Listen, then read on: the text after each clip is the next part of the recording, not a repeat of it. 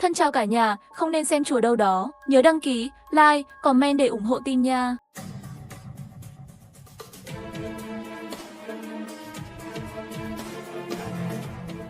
Em sẽ chết lúc 2 giờ sáng. Đêm khuya tôi nhận được cuộc gọi kỳ lạ này. Mà người gọi điện thoại chính là chồng tôi Lục Hà. Nhưng anh ấy đang nằm ngay bên cạnh tôi. Anh ấy vẫn đang ngủ ngáy. Điện thoại của anh ấy cũng yên lặng đặt trên tủ đầu giường. Nhưng âm thanh phát ra từ điện thoại đúng là tiếng của Lục Hà. Ngay cả ID người gọi cũng là số của Lục Hà. Tiểu Nặc, là em hả? Giọng anh ta nghe có vẻ kích động và sốc. Còn nuốt nước bọt. Ngay sau đó tôi nghe thấy trong điện thoại di động truyền đến Lục Hà, hơi thở dồn dập. Tiểu Nặc, mấy giờ rồi? Tôi quay đầu lại lần nữa để xác nhận, nằm bên cạnh tôi thực sự là Lục Hà. Mặc dù tôi bị sốc trong lòng một nhóm, nhưng vẫn thành thật trả lời. Lúc 10 giờ, Sông rõ ràng thở hổn hển. Vẫn còn thời gian, Tiểu Nặc, anh biết bây giờ em rất ngạc nhiên, nhưng em phải nghe những gì anh sắp nói. Bây giờ đã là 1 tuần sau, anh vừa kịp dự đám tang của em sẽ chết lúc 2 giờ sáng, đó là 4 tiếng sau. Nguyên nhân cái chết là giọng điệu của Lục Hà ngừng lại một chút. Thật quá là vô lý. Tôi bắt đầu nghĩ đó là một trò đùa. Điện thoại có thể là ai đó giả mạo. Tôi cảm thấy lạnh sống lưng. Một ý nghĩa trỗi dậy từ thung lũng không đuôi. Điện thoại của Lục Hà đang hiển thị gọi. Và người gọi là tôi. Đây thực sự là một cuộc gọi từ tương lai. Tôi nhanh chóng bình tĩnh lại. Nguyên nhân cái chết của bạn là do rơi từ trên cao xuống. Kết quả điều tra của cảnh sát, em bị ngã từ tầng 3. Bởi vì em rơi đầu xuống, cho nên trực tiếp gây ra cái chết của em. Nhưng tôi không em là ngã chết. Bây giờ em rằng anh đã ngủ say rồi. Tiểu Nặc, làm ơn đánh thức anh dậy ngay và giữ cho anh tỉnh táo, đừng để anh ngủ. Bởi vì tôi mơ hồ, tôi nghe thấy tiếng cãi vã giữa em và Hứa Khanh. Và sau đó là tiếng ồn ào khi em rơi từ trên lầu xuống. Anh nghi là Hứa Khanh đã giết em. Lần này anh nhất định phải bảo vệ em. Hứa Khanh là bạn thân của tôi. Sáng nay tôi, Lục Hà và Hứa Khanh đến tòa nhà này. Biệt thự trên núi. Ba chúng tôi thường đến biệt thự để nướng thịt ngoài trời. Chúng tôi dự kiến sẽ xuống núi vào buổi tối. Nhưng đừng đột nhiên gặp phải mưa lớn, sạt lở trên núi. Chỉ có thể qua đêm ở biệt thự. Mặc dù thông tin khổng lồ khiến tôi tạm thời khó chấp nhận. Tôi còn muốn hỏi Lục Hà, nhưng điện thoại bị cúp máy trong sương mù. Tôi thấy trên điện thoại hiển thị một dòng chữ. Số cuộc gọi 5. Thời gian đàm thoại chính xác là 1 phút. Chẳng lẽ con số này đại diện cho lượng cuộc gọi của tôi và Lục Hà ở tương lai? Nhưng tôi lại khó mà tin được Hứa Thành sẽ giết tôi. Bởi vì tôi và Hứa Tinh quen nhau từ đại học, đến giờ đã 5 năm rồi. Quan hệ giữa chúng tôi cực kỳ mật thiết, có thể mặc chung một cái quần. Nhưng tôi vẫn quyết định đánh thức Lục Hà. Lục Hà, tỉnh dậy đi. Nhưng Lục Hà không biết vì sao ngủ rất sâu. Cho dù tôi đánh anh ấy thế nào, anh ấy vẫn nằm ngủ như chết. Đây không giống như giấc ngủ bình thường. Nhưng Lục Hà bị chứng lo âu nhẹ. Anh ấy ngủ rất ít. Chỉ cần một chút động tĩnh là anh ấy có thể tỉnh lại. Tôi chợt nhớ ra, buổi tối Lục Hà từng uống chai nước khoáng do Hứa Khanh đưa. Chẳng lẽ trong nước này bị Hứa Thanh thêm cái gì đó? Vội trong tin tôi, ngay lúc này, tôi nghe thấy tiếng gõ cửa. Giây tiếp theo, giọng nói của Tứa Khanh vang lên. Tiểu Nặc, cậu ngủ chưa? Cậu có thể ra ngoài nói chuyện với tôi không? Giọng nói của cô ấy có chút buồn tẻ so với bình thường, như là đang nói chuyện bịt miệng. Lúc này ngoài cửa sổ lóe lên một tiếng sấm.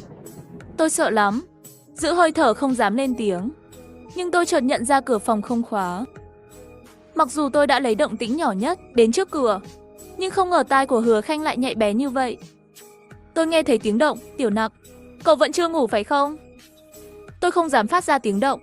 Hứa Khanh lại nói, tớ đang nghe thấy tiếng bước chân của cậu. Chuyện gì vậy? Sao không nói chuyện? Tớ rất lo cho cậu, tớ vào được không? Giọng nói của Hứa Khanh mang theo lo lắng. Hơi thở của tôi dồn dập. Tôi nhận ra, nếu tôi không nói gì nữa, Hứa Khanh tuyệt đối sẽ mở cửa vào. Tiểu Thanh, tớ vừa mới thức dậy đi vệ sinh. Hôm nay tôi hơi mệt. Chúng ta sẽ nói chuyện vào ngày mai. Bên ngoài rơi vào một hồi lâu im lặng. Được rồi, tôi thở phào nhẹ nhõm. Nhưng rồi điện thoại của tôi lại đổ chuông. ID người gọi là tên của Hứa Khanh. Tôi cau mày vẫn nhấc máy. Tiểu Nặc, có phải là Tiểu Nặc không? Giọng nói của Hứa Khanh có vẻ ngạc nhiên và không thể tin được. Là tớ. Tôi không hiểu Hứa Thanh nói vậy có ý gì. Nhưng giây tiếp theo, máy ảnh điện thoại di động truyền đến. Tiếng khóc kích động của cô ấy. Mấy ngày nay tớ như một người điên. Gọi số của cậu vô số lần. Mọi người nói tôi bị điên, nhưng tôi chỉ muốn nghe lại giọng nói của cậu. Một ý nghĩ khó tin nảy ra trong lòng tôi. Sớm thôi, những lời tiếp theo đã xác minh suy đoán của tôi. Tiểu Nặc, cậu có thể không tin những gì tớ nói bây giờ, nhưng tớ phải nói với cậu, trong 4 tiếng nữa cậu sẽ chết. Tớ bây giờ là tớ của 1 tuần sau. Tớ vừa dự đám tang của cậu. Cậu rơi từ tầng 3 của biệt thự, đầu rơi xuống trước nên chết tại chỗ. Cảnh sát xác định cậu bị ngã chết. Nhưng tớ không tin, bởi vì buổi sáng trước khi chúng ta lên núi, tôi nghe lén được Lục Hà đang gọi điện thoại. Anh ấy mua cho bạn một hợp đồng bảo hiểm tai nạn khổng lồ. Chắc là hắn định giết cậu. Đêm đó, tôi luôn muốn nói với bạn điều này, nhưng cậu không cho tôi cơ hội. Có lẽ lần này cuộc gọi là cơ hội mà ông ban cho chúng ta. Tiểu Nặc, xin hãy lập tức rời khỏi phòng đi tìm tôi sẽ bảo vệ cậu.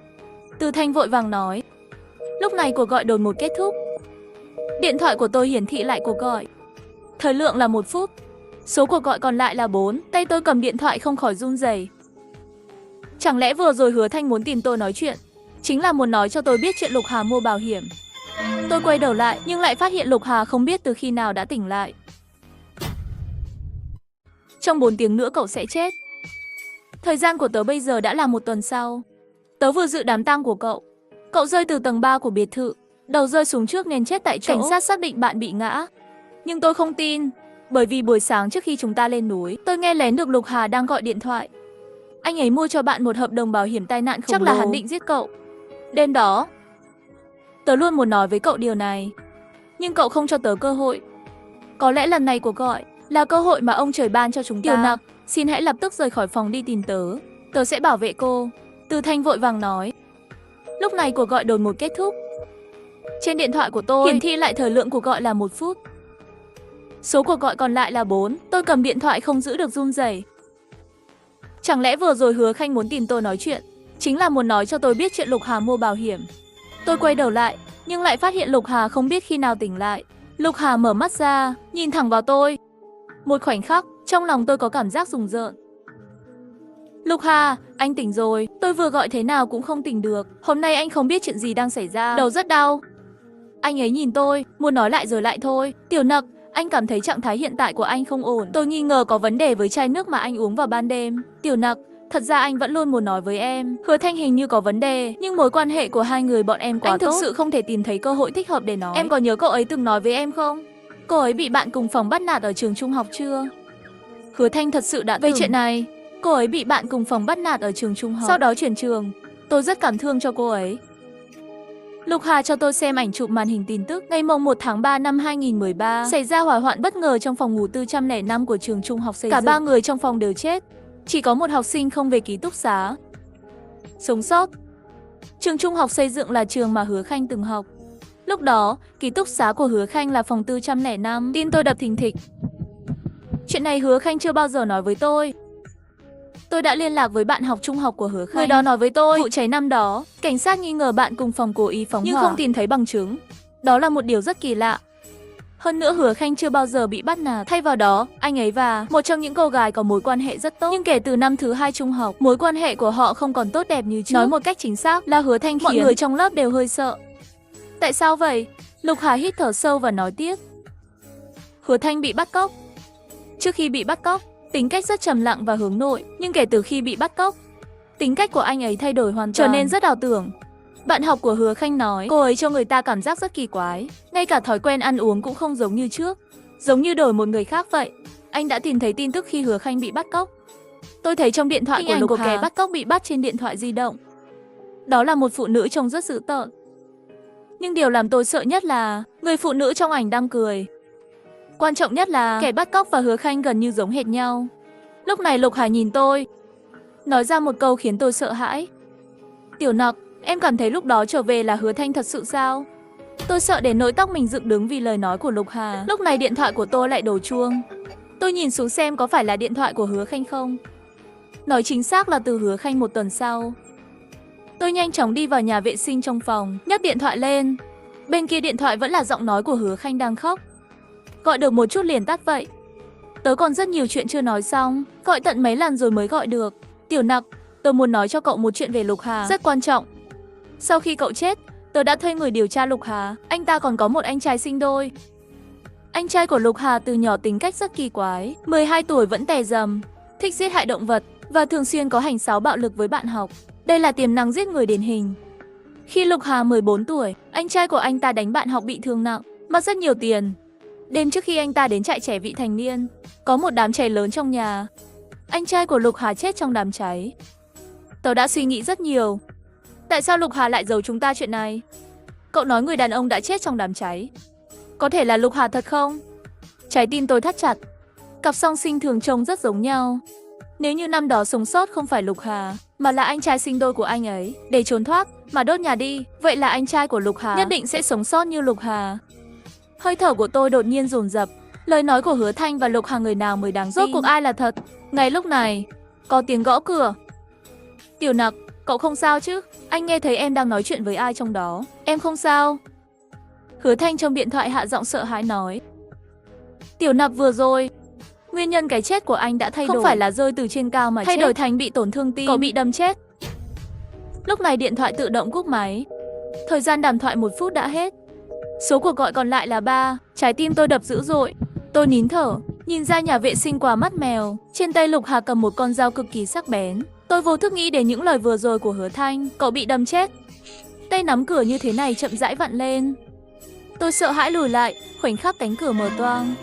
Lục Hà đứng ở cửa, cười với tôi, nhìn tôi với vẻ mặt xám xịt. Lục Hà đứng ở cửa, chạm vào tôi mỉm cười, nhìn tôi với vẻ mặt u ám. Tôi lùi lại 2 bước, cảnh giác nhìn Lục Hà, nghĩ chẳng lẽ ta thật sự là bị Lục Hà dùng dao đâm chết. Lục Hà từng bước tiến về phía tôi sợ lắm. Tiểu Nặc, Hứa Khanh có thể là một người rất nguy hiểm.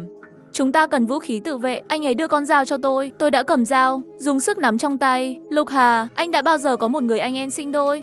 Ánh mắt anh ấy lóe lên. Tiểu Nặc, ai đã nói với em chuyện này? Sao anh chưa bao giờ nói với em? Lục Hà không nói lời nào, nhìn chằm chằm vào tôi. Tôi luôn cảm thấy như anh ấy đang quan sát phản ứng của tôi.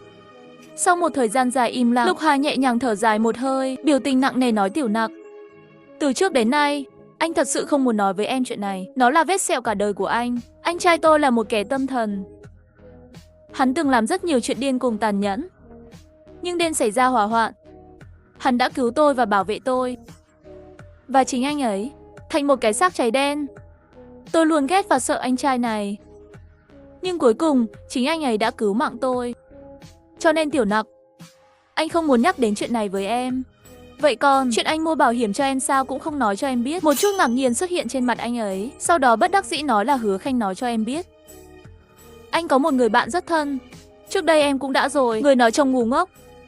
Gần đây cậu ấy chuyển sang bán bảo hiểm rồi. Anh muốn giúp cậu ấy. Đã mua 2 phần bảo hiểm. Anh không chỉ mua cho em, mua cho mình 1 phần. Trong lòng tôi bối rối. Tôi và Lục Hà ở bên nhau 2 năm. Anh ấy đối với tôi tốt có thể dùng không nhỏ để hình dung. Mối quan hệ của tôi với gia đình là Lục Hòa và Hứa Khanh lấp chỗ trống này. Tôi bắt đầu nghi ngờ. Hai người này tốt với tôi như vậy, có thực sự là kẻ giết tôi không? Nếu tôi thực sự vô tình trượt chân, rơi xuống lầu, chỉ là họ không muốn chấp nhận sự thật này mà thôi. Tiểu Nặc, Hứa Khanh luôn kích động mối quan hệ giữa chúng ta. Anh bây giờ rất mệt. Chai nước Hứa Thanh đưa cho anh nhất định có vấn đề. Vụ bắt cóc năm đó, anh đặc biệt hỏi bạn học làm cảnh sát của anh. Khi cảnh sát đến, hiện trường chỉ còn lại một mình Hứa Khanh. Người phụ nữ bắt cóc Hứa Khanh đã biến mất rồi. Cảnh sát hỏi Hứa Khanh rất nhiều câu hỏi, nhưng Hứa Khanh đều không nói được, bao gồm cả nơi ở của người phụ nữ đó. Ngay cả Hứa Khanh cũng quên mất cha mẹ mình. Hắn như bị mất trí nhớ, không nhớ gì cả. Nhưng em không thấy lạ sao? Cách cô ấy cười, thật sự rất giống người bắt cóc biến mất. Ngoài tuổi tác, chiều cao và kích thước cơ thể đều giống với tên bắt cóc đó, cực kỳ giống nhau. Lục Hà sắc mặt ngưng trọng nói. Lưng tôi toát mồ hôi lạnh. Lúc này điện thoại của tôi lại đổ chuông. Là điện thoại của Lục Hà tương lai. Tôi liếc nhìn Lục Hà, vẫn nghe điện thoại trước mặt anh ta.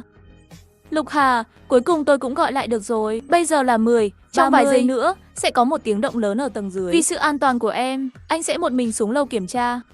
Đừng để anh xuống lâu. Hãy để anh ở lại, ở bên cạnh em. Đột nhiên cuộc gọi bị cúp. Nhưng lần này chỉ có 30 giây. Hơn nữa là Lục Hà chủ động cúp máy. Phía đằng kia đột nhiên gặp phải tình huống khẩn cấp gì vậy? Số cuộc gọi còn lại 2. Ngay lúc này, có một tiếng động lớn ở tầng dưới, giống như có vật nặng rơi xuống đất. Tiểu Nặc, anh đi xem. Đừng đi, nhưng đã muộn rồi. Lục Hà vẫn chạy ra ngoài. Tôi căng thẳng, điện thoại rơi xuống đất. Tôi cúi xuống nhặt điện thoại. Lúc này tủ giường lại đang nhẹ nhàng lắc lư. Đột nhiên tủ giường bị đẩy ra. Hứa Thanh đang nhìn tôi chết dưới gầm giường. Cái nhìn và nụ cười đó giống y hệt tên bắt cóc trong vụ bắt cóc năm đó. Vừa rồi tôi và Lục Hà đều ở trong nhà vệ sinh, nhưng không để ý thấy Tứa Khanh lẻn vào. Cuối cùng tôi cũng hiểu tại sao Lục Hà của tương lai bảo mình nhất định không thể để cho anh ấy hiện tại rời đi. Cổ họng tôi khô bất thường, tay nắm chặt con dao. Tớ vừa lợi dụng hai người không chú ý, trốn ở đây. Tôi cũng tạo ra âm thanh dưới lầu. Tôi cố tình để một chiếc điện thoại di động ở đó để dụ Lục Hà. Tiểu Nặc, những gì Lục Hà nói với bạn của thật là sự thật. Tôi đã bị bắt cóc khi còn là sinh viên năm nhất. Người phụ nữ bắt cóc tôi là một kẻ tâm thần. Tôi bị hắn giam 3 ngày. 3 ngày nay hắn đối với ta đủ loại tra tấn. Bắt tôi ăn rán, ăn phân của hắn. Hắn hoàn toàn điên rồ. Hắn tra tấn tôi, rồi lại ôm tôi, hôn tôi bằng cái miệng hôi thối đó, nói yêu tôi. Khuôn mặt khiêm tốn lộ ra vẻ mặt bệnh hoạn. Tôi bị kích thích quá nhiều. Nó khiến tôi mất trí nhớ khi được giải cứu. Tôi thực sự không thể nhớ người phụ nữ đó đã đi đâu. Nhưng mọi người đều hỏi tôi. Họ hỏi tôi người phụ nữ đó ở đâu. Tôi thực sự rất đau đớn. Sau khi khôi phục trí nhớ, tôi cố gắng để được vui vẻ, trở nên bất cẩn. Chỉ muốn quên đi 3 ngày đó, trải nghiệm muốn quên đi căn phòng đầy mùi hôi thối đó. Nhưng tôi đã sai, tôi không quên được, tôi không thể quên được. Mọi người cũng dần dần xa lánh tôi. Sau đó, phòng ngủ của tôi bất ngờ bốc cháy. Hôm đó tôi không về. Là vì tôi đã đi gặp bác sĩ tâm lý. Xin lỗi. Tôi không nói với cậu chuyện này, mà là nói dối rằng mình bị bắt nạt. Là vì em sợ cậu sẽ bỏ rơi tôi. Trải nghiệm bẩn thỉu đó là ký ức tự ti nhất của tôi. Tôi không muốn anh biết. Không hề muốn. Tôi hơi xúc động khi nghe điều này. Thời gian chết của cậu sớm rồi. 5 phút nữa anh sẽ chết trong phòng. Đừng mở cửa phòng. Giống như người phụ nữ đã bắt cóc tôi. Chúng đầy mùi thối rữa. Đó là mùi hôi trong tâm hồn. Thế là tôi bắt đầu điều tra Lục Hà một cách riêng tư. Tôi thực sự đã điều tra được một số thông tin hữu ích. Lục Hà còn có một anh trai sinh đôi với tính cách chống đối xã hội. Đúng không? Hứa Khanh ngạc nhiên nhìn tôi một cái. Tiểu Nặc, cậu lại biết hết rồi. Chẳng lẽ cậu cũng đã điều tra Lục Hà? Ta nghi ngờ Lục Hà thật đã chết rồi. Kẻ sống sót là tên sát nhân đó. Mặc dù bây giờ tôi không tìm thấy bằng chứng, nhưng tôi tin rằng hãy cho tôi thời gian, tôi sẽ tìm ra bằng chứng. Tiểu Nặc, làm ơn nhất định phải tin tôi, Hứa Khanh hứa hẹn nói. Lúc này ngoài cửa vang lên tiếng gõ cửa. Tiểu Nặc tại sao lại khóa cửa? Là âm thanh của Lục Hà. Hứa Thanh bảo tôi mở cửa sổ phòng. Tôi mở cửa sổ. Những hạt mưa lạnh lẽo rơi xuống mặt tôi. Tôi thấy một cái thang xuất hiện ở cửa sổ.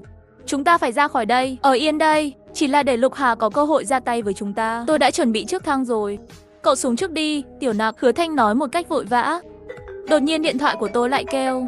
Là Lục Hà của tương lai. Tôi vẫn chọn nhấc máy. Tiểu Nặc, bây giờ em không ở bên anh sao? Thời gian chết của người em rồi. Và chỉ 5 phút sau, nơi chết của em cũng thay đổi. Em rơi ra khỏi cửa sổ phòng. Mau chóng rời khỏi phòng.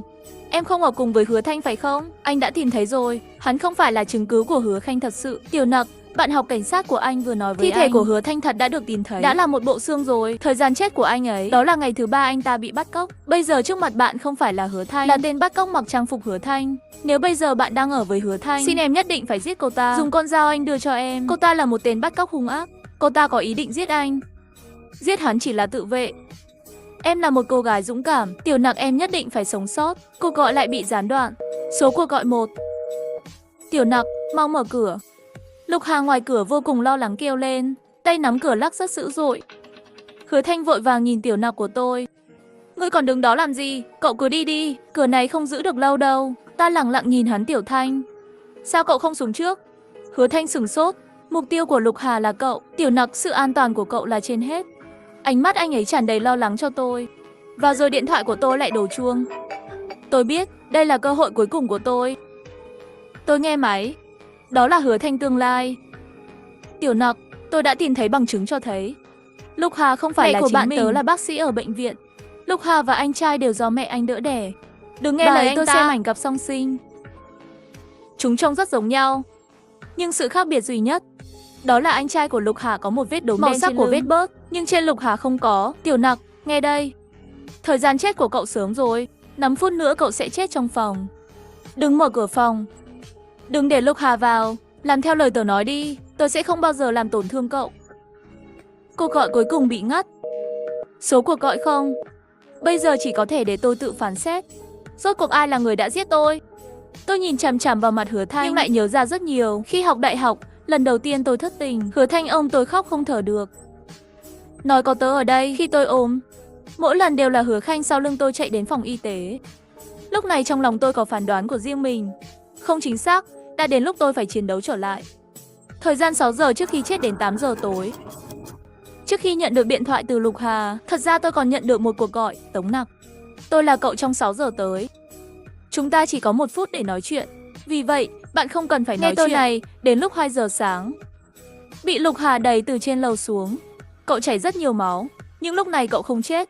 Cậu thấy Lục Hà đi về phía ngươi, hắn hoảng loạn ngồi xổm bên cạnh cô. Ngươi cầu xin hắn cứu ngươi. Lục Hà sẽ nói Tiểu Nặc: xin lỗi, vốn muốn kết hôn với bạn và sinh một đứa con.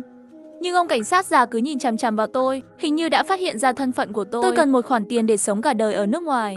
Hắn bế cậu lên tầng 3, mỉm cười và ném cậu xuống một lần nữa. Cảnh sát mới bắt đầu kết luận nguyên nhân cái chết của anh là do manh mối đã đứt, nhưng họ nhanh chóng tìm thấy một cái trên tay anh, nút kéo chặt. Cậu là một cô gái thông minh.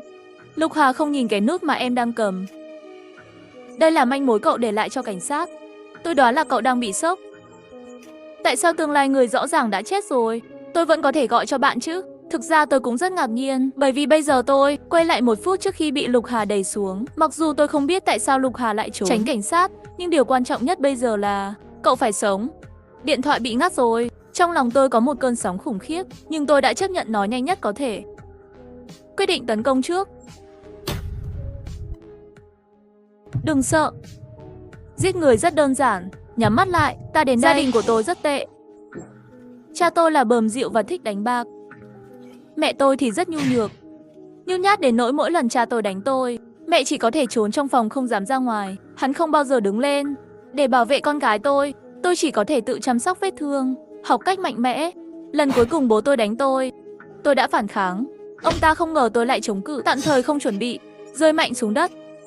Lưỡi dao sắc đâm vào đầu ông ấy, nhưng ông ấy sẽ không bao giờ nghĩ đến điều đó. Lưỡi dao này tôi cố ý đặt ở đó.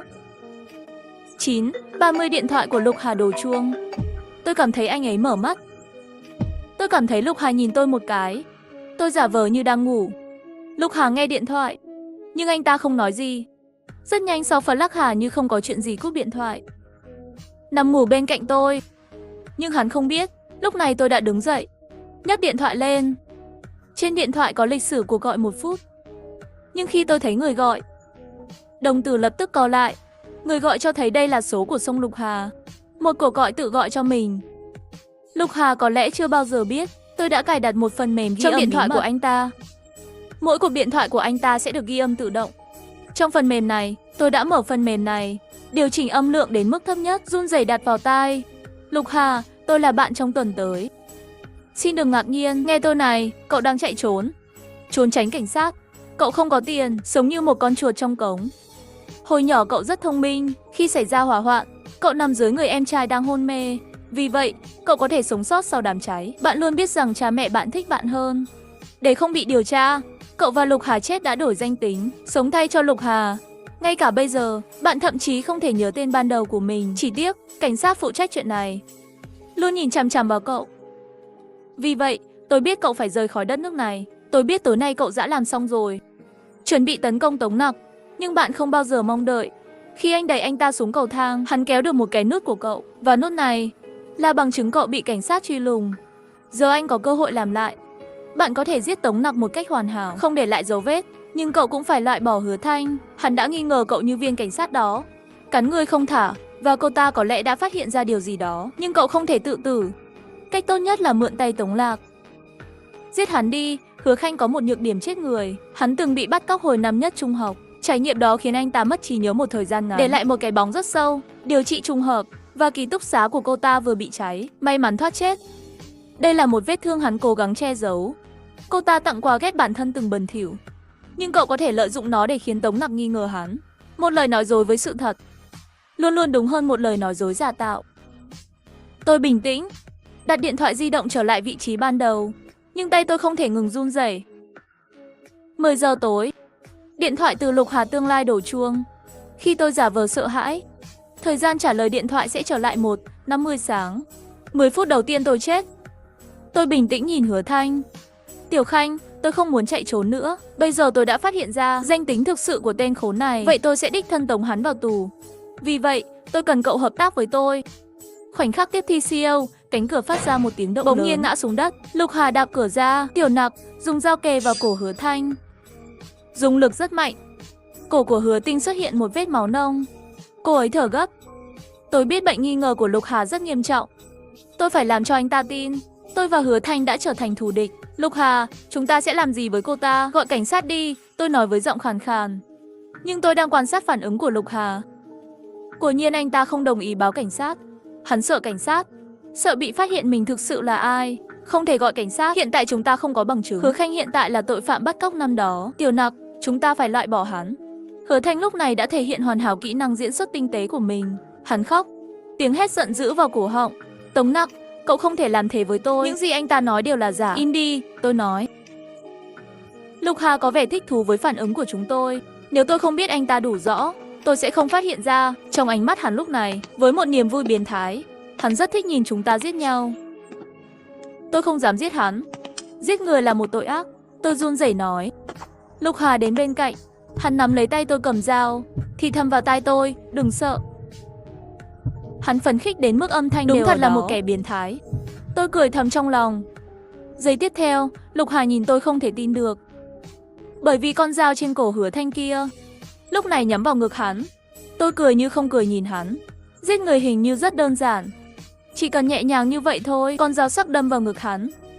Lần đầu tiên tôi thấy, trên mặt Lục Hà lộ ra vẻ sợ hãi. Hắn muốn đấu tranh, nhưng là Hứa Thanh nắm lấy cánh tay của hắn. Đi chết đi, đồ biến thái, Hứa Thanh hung dữ nói. Lục Hà bình thường, không thể thoát ra được khỏi sự áp chế của Tiểu Thanh. Trên mặt hắn lộ ra một chút bối rối, cuối cùng cũng bỏ được lớp ngụy trang của mình. Nhìn chúng tôi dữ dội. Mấy người phát hiện ra khi nào? Không thể nào, tôi rõ ràng đã ngụy trang rất thành công. Trừ khi, anh ta dường như nhận ra điều gì đó, không nói nữa. Cả người suy sụp. Sông bị cảnh sát bắt đi rồi. Danh tính thực sự của anh ta cũng được tiết lộ. Thì ra tên thật của hắn là Lục Giang. Một tuần sau, Hứa Thanh và tôi để ăn mừng phần còn lại của cuộc đời. Đến một khách sạn. Tiểu Thanh, cậu có cảm thấy không? Khách sạn này có cảm giác quen thuộc. Hứa Thanh nhíu mày cũng gật đầu của thật. Tôi cũng có cảm giác này, nhưng rõ ràng đây là lần đầu tiên chúng tôi đến đây. Tôi nhún vai. Quên anh ta đi. Đi ăn một bữa trước đã, có lẽ tôi sẽ không bao giờ biết nếu tôi không thay đổi số phận của mình. Khách sạn này, nơi tổ chức đám tang của tôi trong một tuần nữa.